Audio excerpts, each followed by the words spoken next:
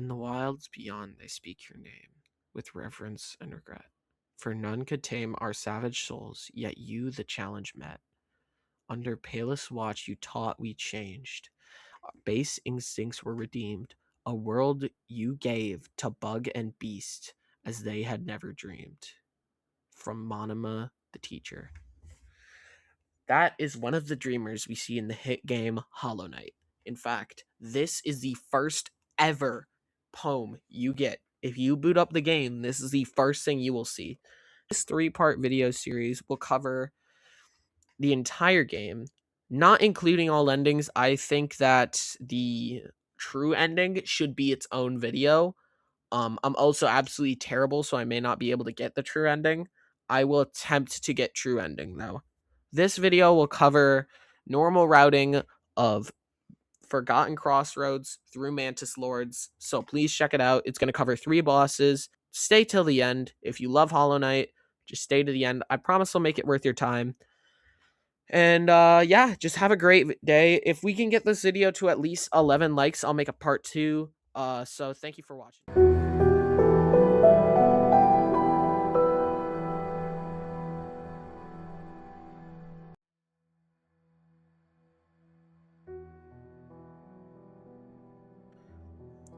After falling, we immediately are thrown into the game. They're teaching us the controls after we whack 3 different doors, get smacked by a bug, then smack another door, smack some magic rocks for money, and then we're basically free to do some parkour. After we finish enough, we can go and find Fury of the Fallen, our first charm. Charms are little buffs that you get to your nail or your spells. It's really nice. After we break down one more door, we are free to roam into the most important POI of the game, in my opinion. The Forgotten Dirtmouth. Dirtmouth is like your base of operations. All NPCs that you save from bosses, whether it be Zote, Bretta, all those optional NPCs, Sly, stuff like that, they will come here. It's kind of like your shop hub. It's one of the most important POIs in the game. And then again, it has Elderbug. And we love Elderbug on this channel. Elderbug is so amazing, and I love him. After that, he tells us that the residents have faded down into the well, going to look through the ancient city that lies below to try and find something. Maybe their dreams, maybe their passions, maybe their desires. We don't know. Everything is different for other people. But after saving a Grubby, which is basically like this game's Korok system from Breath of the Wild, we are free to go and fight False Knight, one of the first bosses in the game. Oh, I forgot to mention Cornifer. Shoot. Well, on the way to the False Knight, you will find Cornifer. He's the map maker of this game. He's the one who will sell you maps, so you know where to go. Because if this game did not have maps, I guarantee I would have killed my second child. Please don't strike me, YouTube. Along our way, we find a stag station. These are our, like, teleport points. If you think of Zelda's shrines or towers, it's kind of like that. These allow you to travel to different stag stations across the map. But we also get introduced to benches, which we got introduced to a bit further back. I just never mentioned them till now. But benches act as your save point. Think like your Pokemon Center, where you'll respawn after you die. Now, there is an interesting respawn mechanic that I will be going over when it becomes relevant. But for now, let's just get on to the first boss fight of the game, the False Knight. And holy crap, this music is fire!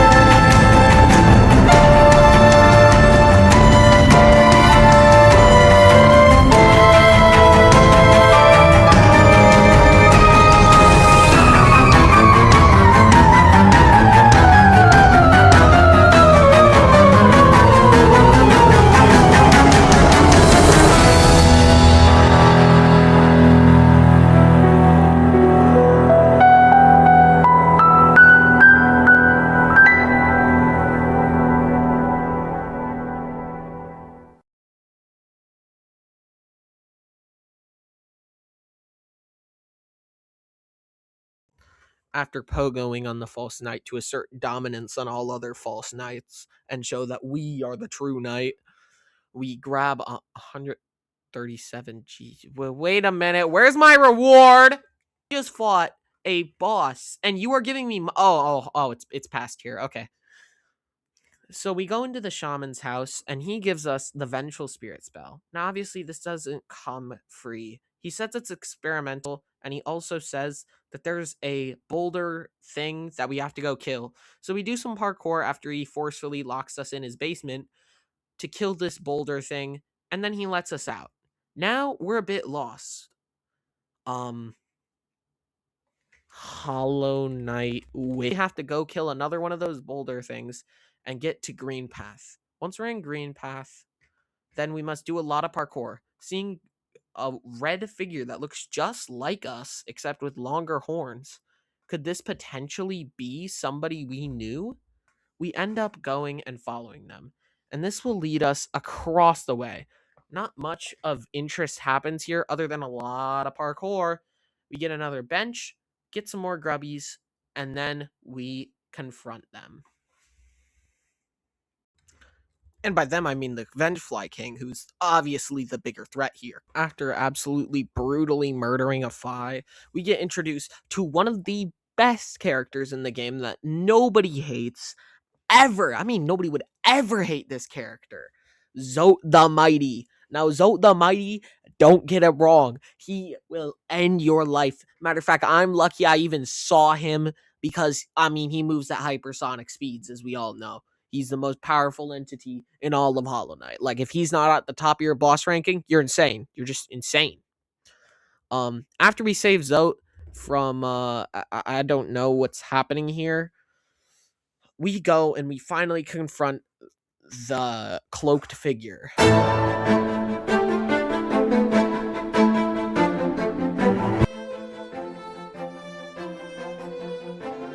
Something I really like about Hornet's attacks are they're very unpredictable, and once you get the hang of them, it's really fun. It's overall just a really great boss, although I can see how people see this as a huge difficulty spike because it is fast-paced, super hard, and I mean, that only goes up with the next boss.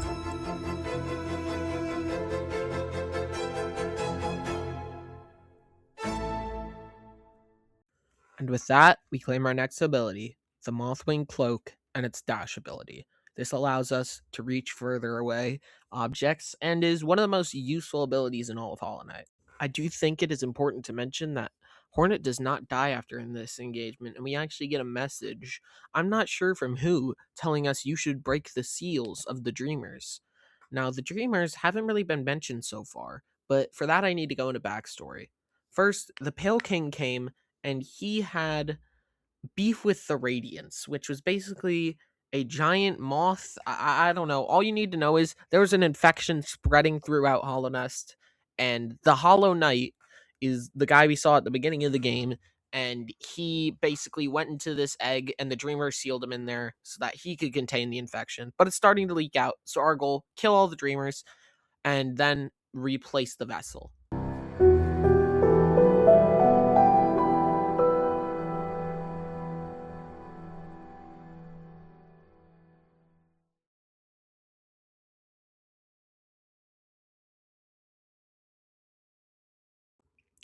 Now that we have all of this stuff equipped, we're ready to go into the Fungal Wastes. Before we go to the Fungal Wastes, however, I really wanted to do Gruzmother, which is a boss that's basically optional. You don't need it to beat the game, but to get the true ending, you really do need to beat the game like this.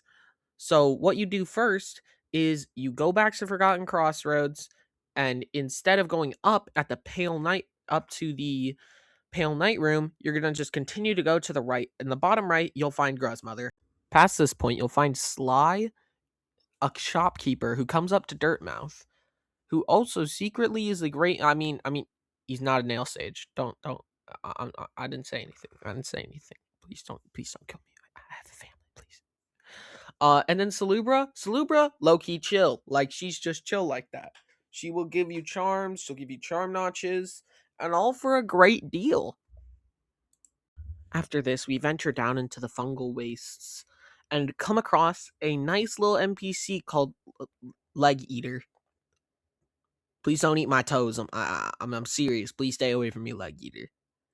He asks you for Geo in exchange for fragile charms, which are basically charms, but it's very self-explanatory.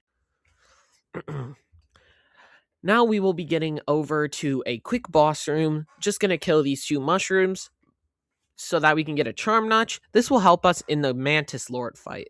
Now, to get to the Mantis Lords, do you think we have to A, walk to the Mantis village, or B, jump into a vat of acid? If you said B, you're probably incorrect. But that's what I did because I'm terrible at this game. Once we get to Mantis Village, we do some crazy parkour, unlock a lever to get to the Mantis Claw. What the Mantis Claw does is pretty cool. It lets you double jump off walls, which is really cool. It's basically just a wall jump, which I think should be a base ability, but that's fine. Ready for a boss that has nothing to do with that. And even better, 3 bosses. Let's go. Best fight in the game.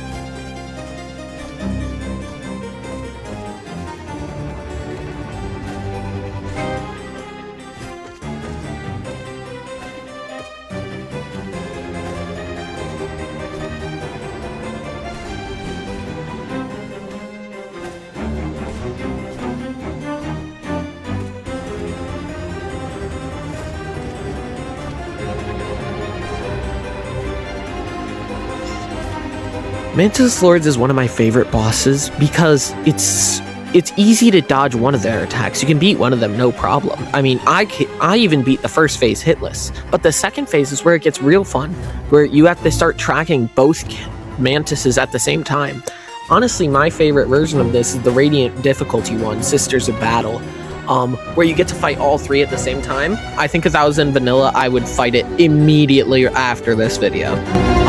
It's just such a fun fight, and if you guys are on the fence of playing Hollow Knight, I'd say literally just play this boss fight and you'll be hooked. This is the boss fight that got me hooked on the game. It's so fun. And I did this with no nail upgrades, which is probably the best part.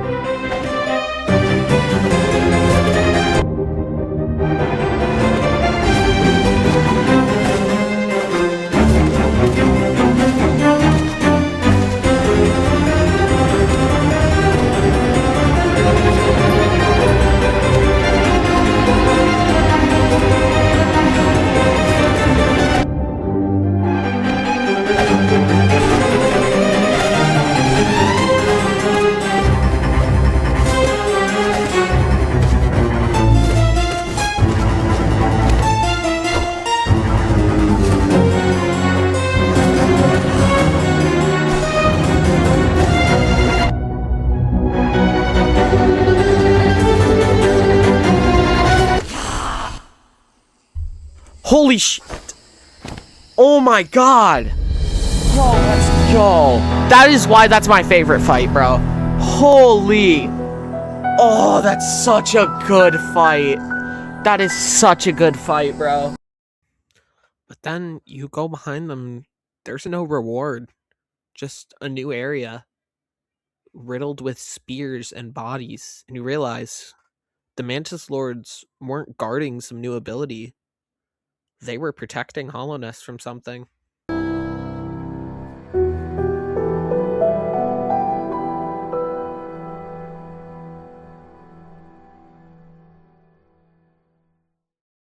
But unfortunately, that is the longest I am willing to sit through because my attention span is shorter than Hasbula, bro. Like, so if we can get this video to at least 11 likes, at least, then part 2 will drop. And honestly, I'm really excited for part 2. I cooked up on this one, I'm not gonna lie. Just super excited to make more videos. about this kind of stuff. Thank you guys so much for watching.